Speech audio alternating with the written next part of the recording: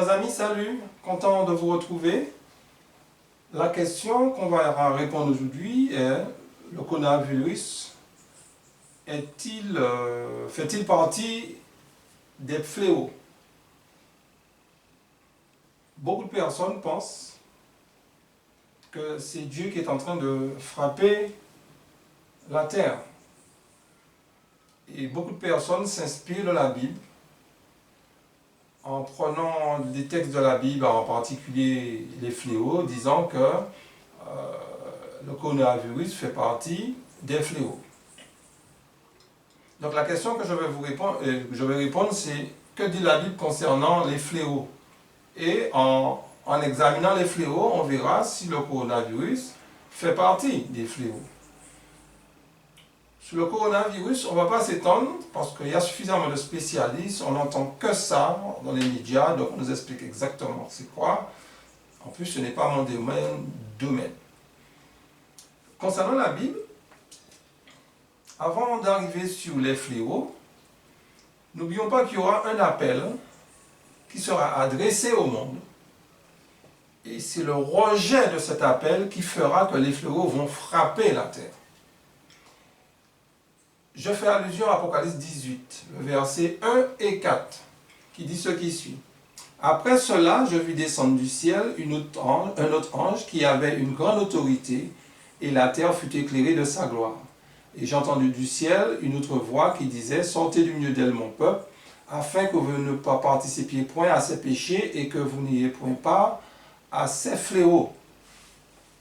Ce message concerne Babylone. Il y a un ange avec une grande autorité qui va s'adresser aux enfants de Dieu. Cet ange symbolise un mouvement. C'est l'Église de Dieu. Ça a déjà commencé d'une manière partielle, puisque l'évangile est prêché. Mais ce mouvement prendra de l'ampleur lors du grand cri, et Dieu a un firmament d'hommes dans le monde, et beaucoup vont sortir, et ces personnes seront appelées à sortir avant que les fléaux ne frappent.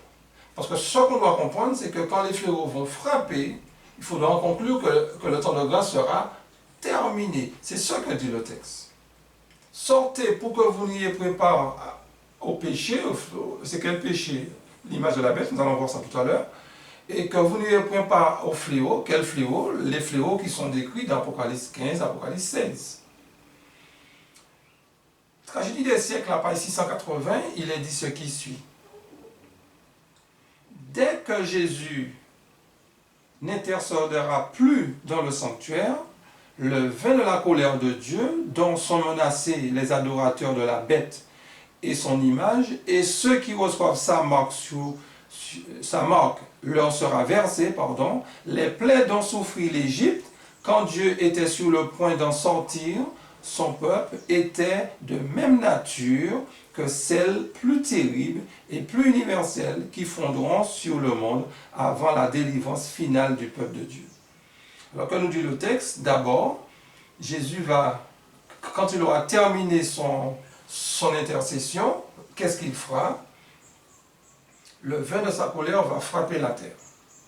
Donc le vin de sa colère, par conséquent les fléaux, ne peuvent pas frapper la terre s'il est encore en train de plaider. Donc tant que le temps de grâce est en vigueur, on ne peut pas parler des fléaux qui sont décrits dans Apocalypse 16. On ne peut pas le faire, puisque le texte nous dit que Jésus doit intercéder. Ce qu'on doit comprendre, c'est que les fléaux, c'est le jugement de Dieu, c'est le jugement des vivants. Tous les vivants qui vont rejeter le dernier message de l'Église de Dieu, tous ces vivants-là seront châtiés. Comment seront-ils châtiés? Nous allons voir tout à l'heure. Mais les fléaux est un jugement réservé à ceux qui vont rejeter la grâce. Donc le coronavirus, nous sommes encore dans le temps de grâce. Donc ça ne peut pas concerner les fléaux. C'est pas possible. Les 7 fléaux dont il est décrit en tout cas dans la Bible. Donc on poursuit dans Apocalypse chapitre 16. On verra du verset 1 jusqu'au verset 21 si on peut trouver le coronavirus. Même sans lire le texte, on a déjà compris que les fléaux vont concerner Babylone. les fléaux ne peuvent pas concerner l'Église. Aucun adventiste ne peut être frappé par les fléaux. Ce n'est pas possible. Alors qu'il y a des adventistes qui meurent par rapport au coronavirus. Les fléaux vont frapper Babylone. Donc, aucun adventiste, je répète, ne sera frappé par les fléaux. Puisque l'Église adventiste n'est pas Babylone, ne sera jamais appelée Babylone. Même si elle est travaillée par l'apostasie, ça sera une autre étude, mais l'Église adventiste ne sera jamais appelée Babylone. Il ne faut pas confondre. Ok? Donc, Apocalypse chapitre 16, le verset 1, pour le moment, il est dit « Et j'entendis une voix forte qui venait du temple et qui disait aux 7 anges, allez et versez sur la terre les 7 coupes de la colère de Dieu. Le premier alla et il versa sa coupe sur la terre, et un ulcère malin, douloureux, frappa les hommes qui avaient la marque de la bête et qui adoraient son image. » Donc notez que le premier fléau va frapper seulement ceux qui auront pris l'image de la bête. Donc l'image de la bête n'est pas encore en vigueur, ne parlons pas de ces fléaux qui se trouvent dans la Bible. Verset, concernant le second fléau, pardon.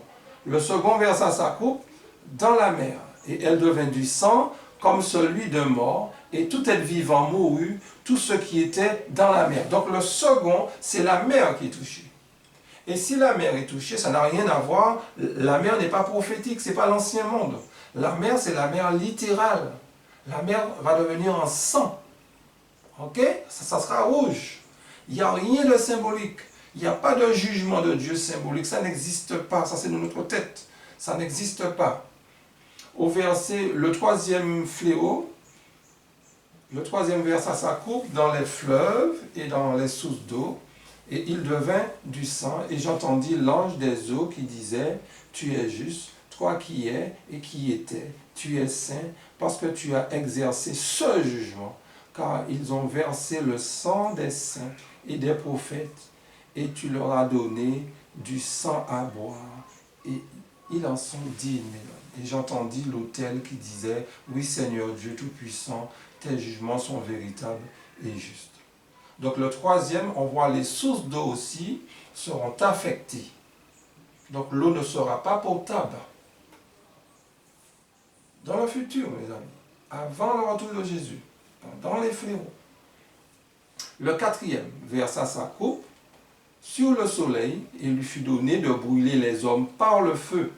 Et les hommes furent brûlés par une grande chaleur et ils blasphémèrent le nom du Dieu qui a l'autorité sur ces fléaux, et ils ne se repentirent point pour lui donner gloire. Donc le quatrième, c'est le soleil qui va brûler les hommes. Littéralement, mes amis. Littéralement. Il y a dans certains pays, peut-être qu'on a déjà été, où il fait extrêmement chaud, on peut les nommer, mais ça n'a rien à voir. Le soleil va brûler les hommes.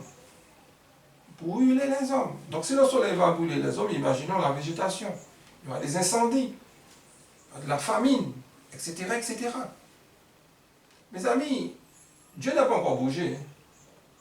Ce qui se passe dans le monde là, c'est un peu les conséquences de nos actes, de nos abominations. Quand il y a des inondations, c'est parce que la terre est trop chaude, on réchauffe trop la terre. Ok? Mais Dieu n'a pas encore bougé. Ça, c'est notre malédiction. Hein? Nous avons attiré sur nous-mêmes. Mais après le temps de grâce, Dieu va se lever, mes amis. Alors le cinquième fléau, le cinquième versa sa coupe sur le trône de la bête, et son trône fut couvert de ténèbres, et les hommes se mordaient la langue de douleur, et ils blasphémèrent le Dieu du ciel à cause de leur douleur et de leur ulcère, et ils ne se repentirent pas de leurs œuvres. Le sixième versa sa coupe sur le grand fleuve l'Euphrate, et son eau tarit, afin que des rois venant de l'Orient fut préparé. Je vis sortir de la bouche du dragon et de la bouche de la bête et de la bouche du faux prophète 3 esprits impurs semblables à des grenouilles, car ce sont des esprits de démons qui font des prodiges, qui vont vers les rois de toute la terre afin de les rassembler pour le combat du grand jour du Dieu Tout-Puissant. Voici, je viens comme un voleur. Heureux celui qui veille, celui qui garde ses vêtements, afin qu'il ne marche pas nu et qu'on ne voit pas sa honte. Ils les rassemblèrent dans le lieu appelé en hébreu Armageddon. Alors, Armageddon, il y a eu des films là-dessus. Armageddon, c'est quoi? Nous n'allons pas faire l'étude, mais Armageddon, notez, fait partie des fléaux, 6e fléau. Alors, quand on veut mettre Armageddon après les 1000 ans, non. Armageddon, 6e fléau. Quelle que soit l'explication que nous allons donner d'Armageddon, mais il faut le situer, il faut respecter au moment où Armageddon se fera. Avant le retour de Jésus et après le temps de grâce. Parce que quand le premier fléau commence, le temps de grâce est terminé. Donc, quelle que soit l'explication qu'on va donner des fléaux, et de la guerre d'Armageddon, on est obligé de respecter cela. Okay? Le moment opportun, il faudrait que l'on en discute concernant la guerre d'Armageddon. Le 7e, pour terminer concernant les fléaux, le 7e vers sa coupe dans l'air, et il sortit du temple, du trône, une voix forte qui disait, en effet, il y eut des éclairs, des voix et des tonnerres, et un grand tremblement de terre, tel qu'il n'a jamais eu depuis que l'homme est sur la terre, un aussi grand tremblement.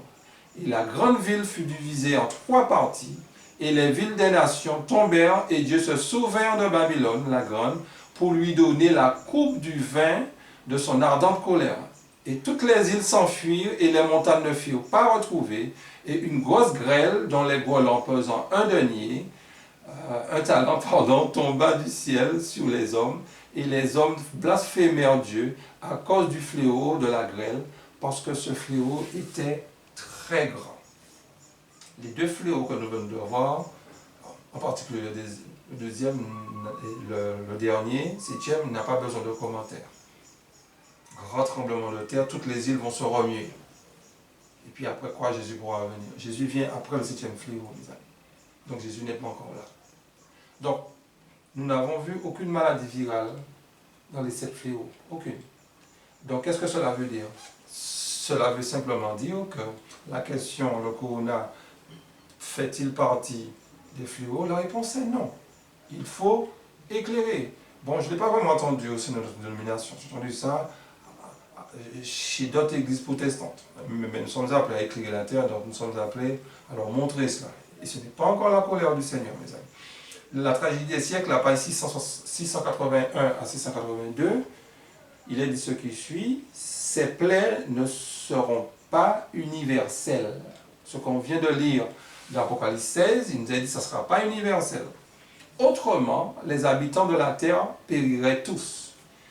Elles compteront toutefois parmi les plus terribles qui aient frappé les mortels.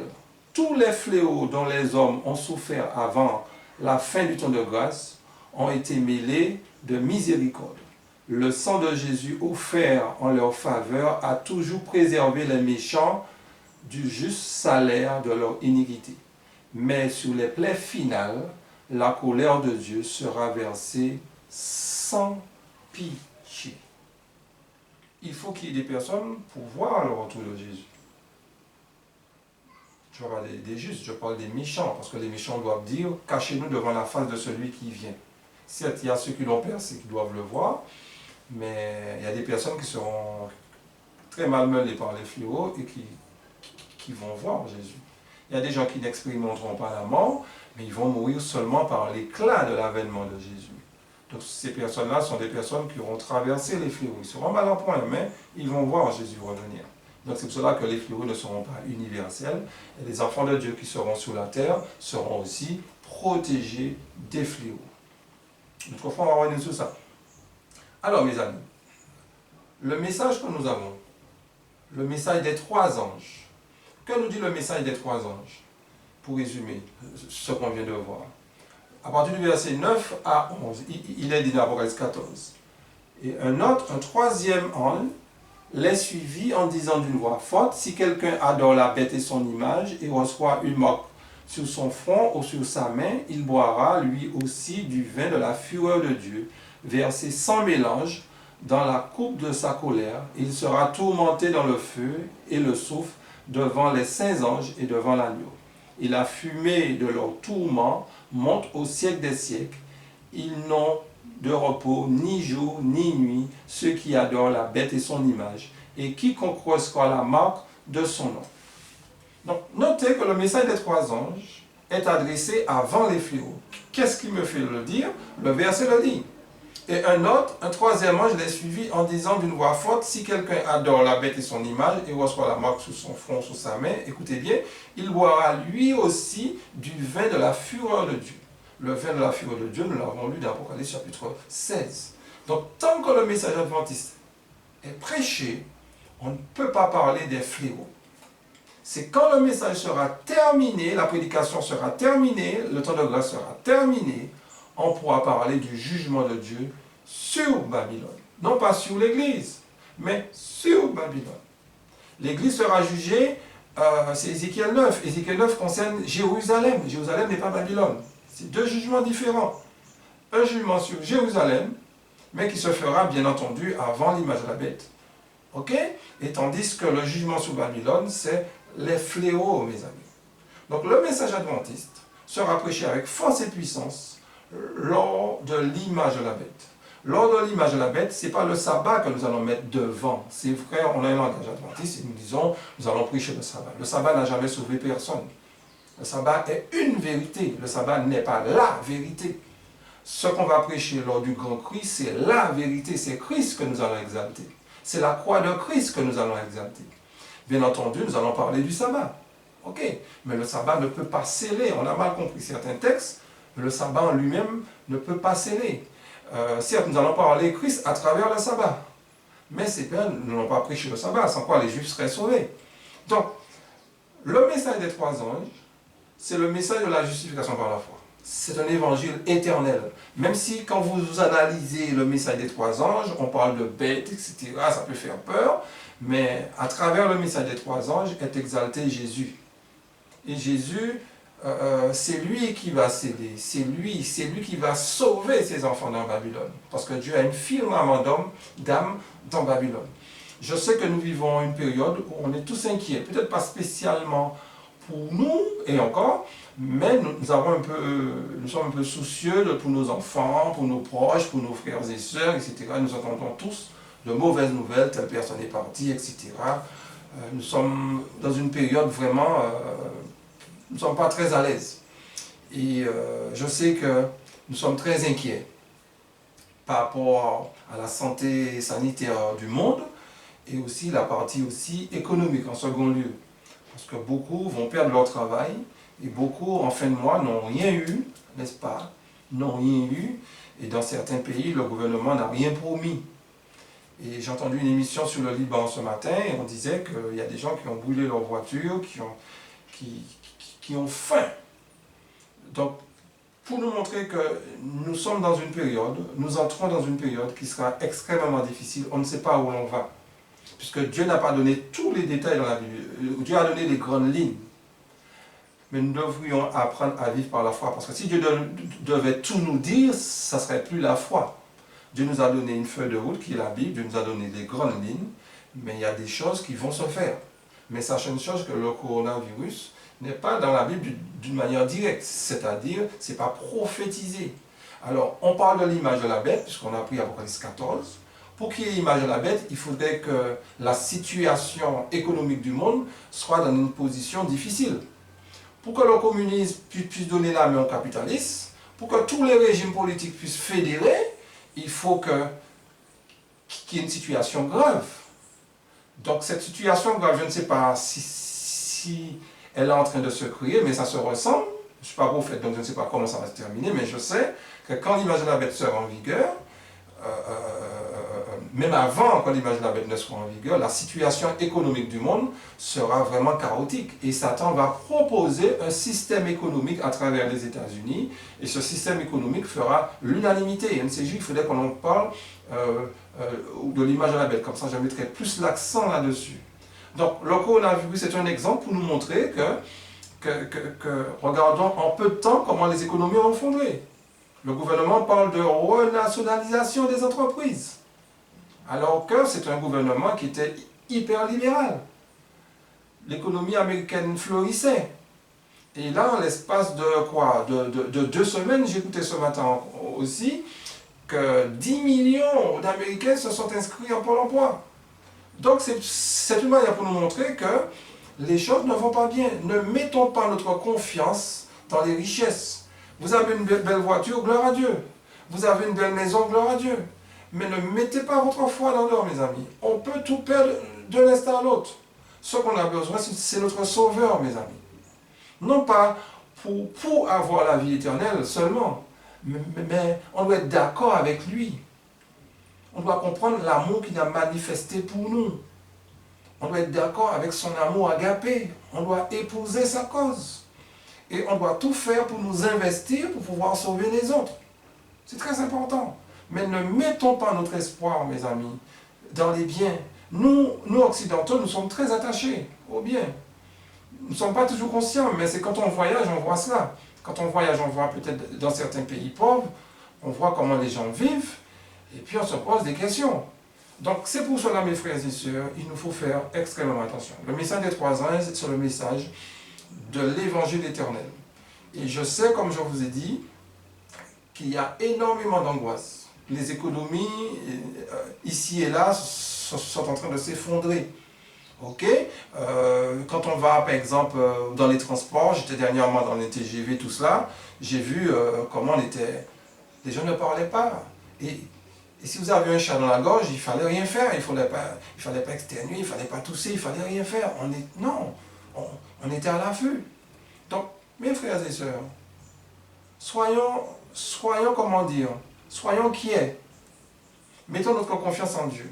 Et je vais vous lire une dernière déclaration parce que je n'ai pas tout à fait une étude que je voulais vous présenter, c'est plus une réflexion. L'étude viendra la semaine prochaine, si Dieu voulant, qui se trouve dans Jean le chapitre 5, le verset 39 à 40. Je dis bien Jean chapitre 5, le verset 39 à 40. C'est Jésus qui parle. Vous sondez les Écritures parce que vous pensez avoir en elles la vie éternelle. Ce sont elles qui rendent témoignage de moi. Et vous ne voulez pas venir à moi pour avoir la vie?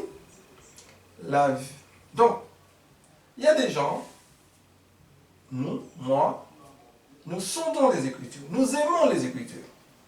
Savez-vous, sonder les Écritures peut être, comment vous dire ça? Ça peut être égoïste. Pour connaître l'avenir. Je veux connaître l'avenir, donc je sais que la Bible elle est fiable, donc je vais étudier la Bible. Mais Jésus va plus loin. Vous sondez les Écritures, mais qu'est-ce qu'il nous faut faire? Aller à Jésus. Les prophéties bibliques. On ne trouve pas le salut dans les prophéties bibliques. On trouve le salut en une personne. Et cette personne-là, c'est Christ, c'est Jésus-Christ. C'est lui qui nous donne le salut. On connaît beaucoup de choses, gloire à Dieu. Ça nous permet de traverser les moments difficiles. Mais il faut avoir dans le cœur quoi? Jésus-Christ. C'est Jésus-Christ qui va nous aider à traverser ce moment. Même si on a des difficultés de santé, on a des difficultés économiques, quelle que soit la difficulté, mais on a Jésus dans le cœur, mes amis. Donc, quand moi je suis mal, vers quoi, vers qui je me tourne? Non pas vers les prophéties, mes amis. Quand je suis mal, quand j'ai péché, quand j'ai un problème, à Christ que je vais, mes frères et sœurs. À Christ que je vais. Et c'est lui qui me donne la force, c'est lui qui me donne la paix. C'est lui qui me console. J'aurais beau connaître toutes sortes de choses. Mais non, je deviens un prétentieux, un orgueilleux. Le plus important, c'est de rencontrer notre Sauveur. Et c'est d'être caché derrière la croix. Donc, mes frères et sœurs, nous vivons un temps extrêmement difficile. Je le ressens. Mais sachez une chose, que Dieu nous aime. Et sa main est tournée vers nous. Et il nous dit, viens à moi. Donc acceptons l'invitation du Christ. Dieu se sert de ça, ce n'est pas lui qui l'a envoyé, mais il se sert de ça. Et croyez-moi, Jésus est en train de moissonner beaucoup d'âmes. Il y a beaucoup de personnes qui partent, mais Jésus est à côté de ces personnes. Et ces personnes, à la dernière seconde, nous donnent son cœur, mes amis. Dans le ciel, il y aura énormément de surprises. Mais puis Dieu nous bénir parce que la première surprise, ce sera nous. Où serons-nous? Mais par la grâce de Dieu, on sera au bon endroit, mes amis. On sera avec Jésus. Puis Dieu nous bénit, mes frères et sœurs. Amen.